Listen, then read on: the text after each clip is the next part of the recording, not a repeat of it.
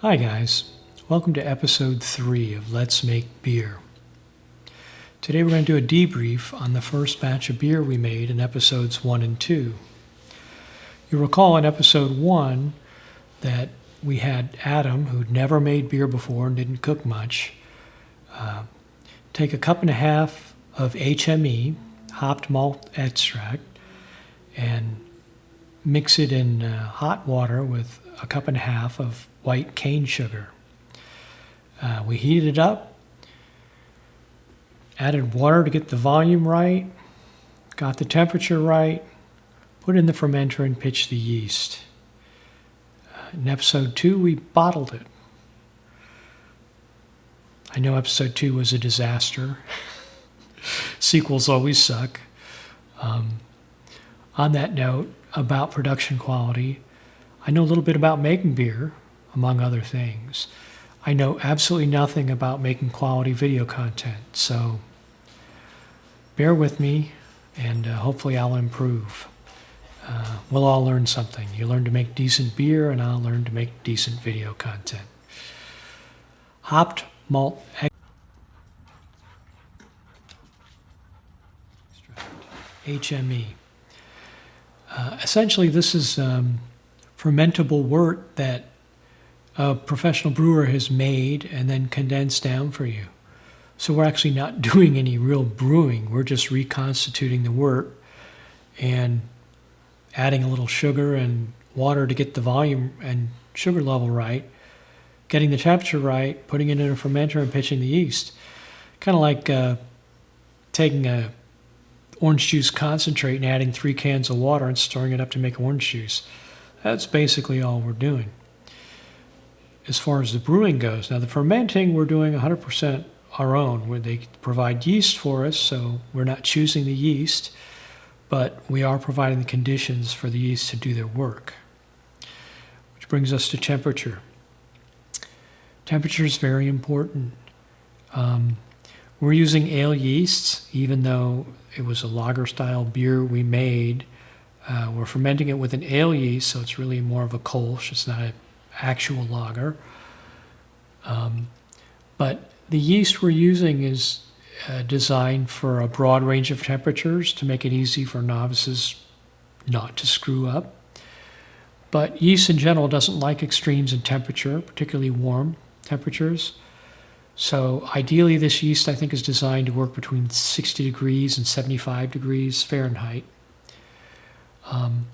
But even then, even if you have a location for your fermenter where the average temperature is 70 degrees, the high could be as high as 85 degrees and the low could be as low as 55 degrees at night, and the average would be 70. Both of those are bad for ale yeast, particularly the 85 degrees. So how do we moderate that temperature? Well, one thing we could do is just take the fermenter and stick it in a big Coleman cooler, if you have one that it'll fit in, to insulate it. Another thing you could do is throw a sleeping bag, folded sleeping bag, or a folded comforter or something to insulate the fermenter right over top of the fermenter. So that's insulation. Another thing we can do is thermal mass. You could take 6 or 8 1-gallon jugs full of water and place them all around the fermenter adjacent to it. Then throw a blanket over it. That thermal mass will absorb the heat during the day and give it back during the night. Sanitizing. It's very important to wash your hands first and wash them often. Also wash anything that comes in contact with the beer, in contact with your hands, or in contact with anything that comes in contact with the beer. They sell sanitizing products. I favor one called One Step because it doesn't require as thorough a rinse. But honestly, those aren't necessary.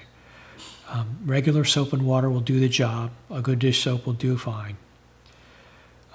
In my experience, I've never gotten contamination from anything that I washed and that the soap didn't do the job.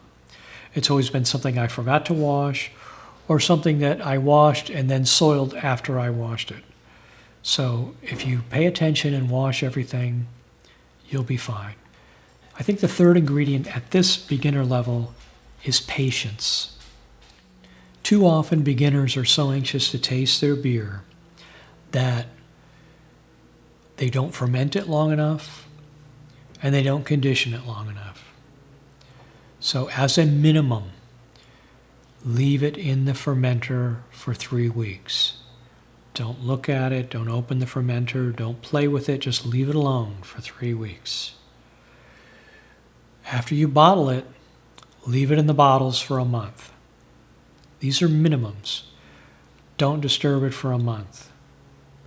Keep it, protect it from light, by the way. You notice those were clear 2-liter bottles we used. Throw a towel or a blanket over them. You don't want direct light. Leave it alone for a month. That's a minimum of 7 weeks total. The longer, the better. The sugar we added was pure cane sugar. It's a little bit more complex than corn sugar, which is what most brewers use. Ultimately, it makes no difference, and cane sugar is cheaper. What does make a difference is cane sugar requires 2 steps for the yeast to ferment it. Corn sugar only requires 1. So cane sugar requires a little bit more time to break it down 100%. And both of those sugars are 100% fermentable, so they will leave nothing behind except whatever esters the yeast manufacturer based on the conditions that you give the yeast to play. If you get the yeast too warm, it starts spazzing out, if you will, and making bad flavors. So if you get it too cold, it starts drying up some of the flavors you want, which is good in the case of a lager, but not so good in the case of a farmhouse ale. So control your temperature, control your cleanliness environment, be patient. That's pretty much it. You should be able to make really decent beer this way. Later on, we're going to be playing with brewing sugars. I think maybe the next episode, maybe we'll do an episode with everybody tastes the beer that we made in the first batch, get some reactions. Don't expect people to be super impressed with it because I've made some really good all-grain beers that people are accustomed to who drink my beer, so they're not going to be super impressed, but it'll be quite decent. It should be fine. So if it's, if it's on par with Miller High Life or Budweiser, we'll be happy. After that, I'll do an episode on brewing sugars, I think. You'll notice you'll recall we used regular white cane sugar. I did that because it's the least expensive and the easiest to obtain. We're going to start playing with brewing sugars and adding different sugars. And we're doing this in order to influence the mouthfeel. If you are a beer aficionado or if you like, store-bought beers, the difference between a Bud Light and a Guinness Stout in terms of the richness of it is called mouthfeel. So what we're making currently is closer to the Bud Light in the spectrum, but it may have a little more mouthfeel than that. But with brewing sugars, we're going to increase that mouthfeel. After that, maybe we'll play with dry hopping. We'll add some hops into the fermenter, some real hops to give it a little more aroma, a little more hoppy aroma, and it'll have a small influence on the flavor.